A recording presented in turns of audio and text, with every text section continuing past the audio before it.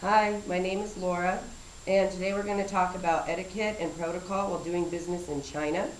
It's really important to remember the Chinese culture, the importance of face, body language and greetings, giving, exchanging of business cards, and business meetings. That's what we're going to be covering today.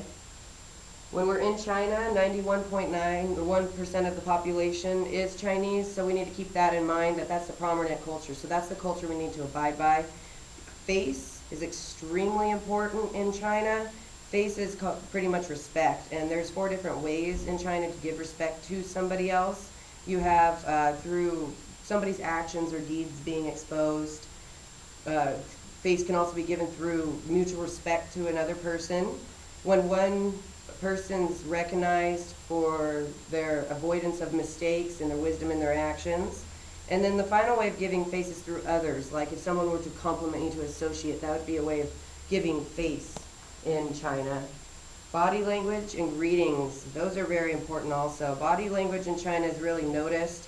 They'll take the tone of your voice, your body's posture, and to see maybe how you're feeling. So you want to make sure that you're standing up straight and you talk clearly and slowly, and you want to keep an impassive face while you're doing business over there. A frown could be thought of as a disagreement, so you want to avoid any confusion in there. So just an impassive face will be the best, and you'll see that businessmen over there and women will also have an impassive face while doing business with you. Greetings need to be formal, always a handshake. That's the way to greet foreigners over there in China, which is pretty much everywhere. The eldest of the group needs to be met first, and you always need to call them by their title. So if they're a president of a company, you can call them president, and then by their surname. That would be the proper greeting with a handshake to greet a business person there in China when you're over there doing business.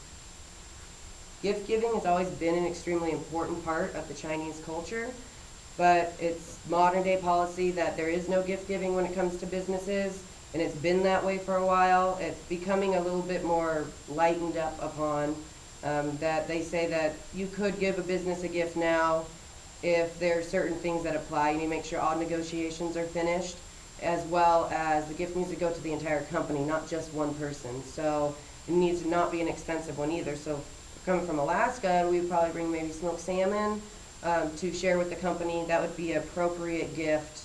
That would say, I'm coming from a faraway place, and this is part of more of a gift of your home versus an expensive gift where it might end to an individual. So that's the way you would like to do it there.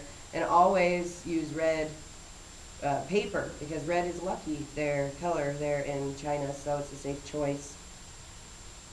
Business cards need to be printed in English on one side, Chinese on the other. There are a lot of different forms of Chinese, so you just need to have the most simplest form on there. Also, when you are giving or receiving a business card, it needs to be done with 2 hands. So it's a way of giving face, respect in that culture, which is extremely important. You want to hand the business card or receive it with 2 hands. And when you receive the card, you want to go ahead and look at it before you just stick it in your pocket. If you were just to take it, not even glance at it, put it in your pocket, they would take that as a sign of disrespect, which is really not called for at all there. They don't like that at all. The last thing I'm going to cover today is business meetings in China, and this is another extremely important thing, is respect, the importance of face. So you never want to be late. You always want to be early. It's much better over there. I mean, everywhere it's better, but there it'd be extremely important. A handshake, again, is the appropriate greeting. A simple meal is best with a business meeting. You wouldn't want to go to a business dinner. The dinner's more personal. Over in China, a light lunch would be more of the proper place to take a business meeting to. Make sure the person you're meeting with is the same status as you. If you're an assistant manager of a company, you don't want to be meeting with a manager, because if you're meeting with a manager and you're assistant manager, you're lower than them. That's a way of being disrespectful and not showing face.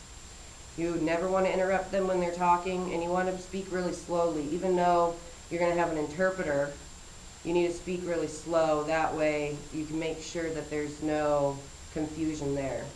So those are the things I thought were the most important about doing business in China.